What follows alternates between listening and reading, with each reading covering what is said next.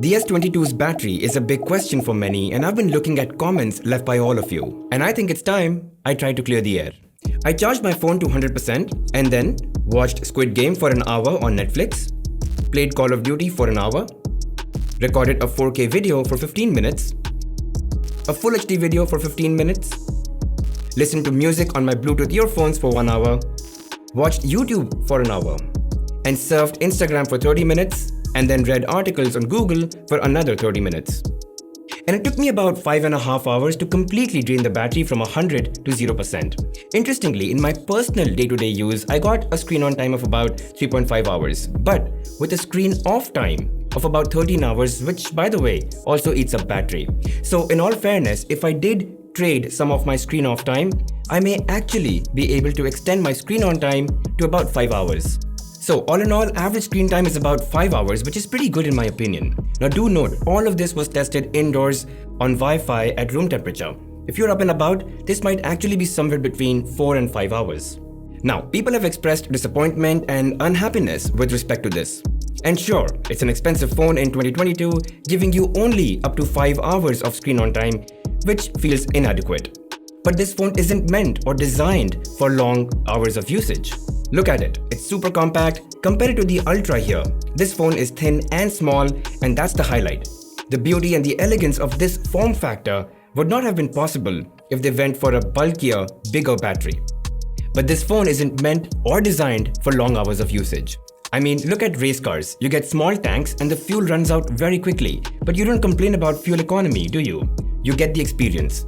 And very similarly, this phone is about that experience. You get the performance with elegance, and that's only possible with a small sized battery in your phone. Now, if you want more screen on time but the same performance, get the S22 Plus or the Ultra. But look at the size and the weight that comes with it. Sure, you'll get up to 2 hours more screen on time, but with the expense of added size and weight.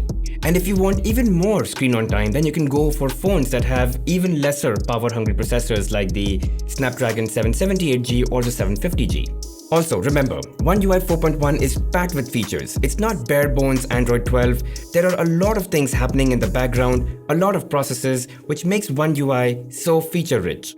And that, like that race car, consumes more fuel or battery. So sure, it's one thing to look at a small phone that cannot stuff a bigger battery and say the battery sucks, or you can actually have a different opinion of it if you look at it from the perspective of what the phone is meant for or who it is meant for. And I'll tell you who it's meant for.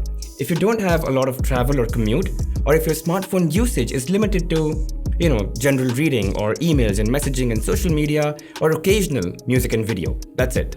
And so if you're someone who travels or commute quite a bit, if you have heavy camera use, you're creating content all day long or binge watching videos or gaming, definitely not the phone for you, because you're going to find yourself charging your phone in the middle of the day or staying connected to a power bank. Now, a few important points for you to note. If you just got your phone and it's not giving you great screen on time, that's normal. Give it about 2 weeks to optimize itself, and that should improve. Now, if it's been about a month and you're still getting very poor screen on time, then there's something wrong. Maybe you should check your battery usage and see what's really draining your battery and take corrective measure. Now, do note that all of this was tested, in very controlled conditions. It was 24 degrees Celsius in here. My radios were on throughout. Bluetooth, location, Wi-Fi. My display was set to 120 Hertz. And these were the conditions I shot all of this in. For you, this may actually be different, and it all depends on your usage style. So this is just indicative of how much battery or screen on time you can expect. It may completely vary for you. And that's it, guys. I hope I was able to help you decide whether this phone is meant for you or not, and whether the phone will help you sail through the day given your usage pattern. Alright, thanks for watching, guys. If you have any questions, leave them in the comment section, and of course I'll respond to all of them. And if this was helpful, make sure you hit that like button, subscribe to the channel, and hit that bell notification icon. And definitely mark all, really helps the channel grow. I'll see you guys in the next one.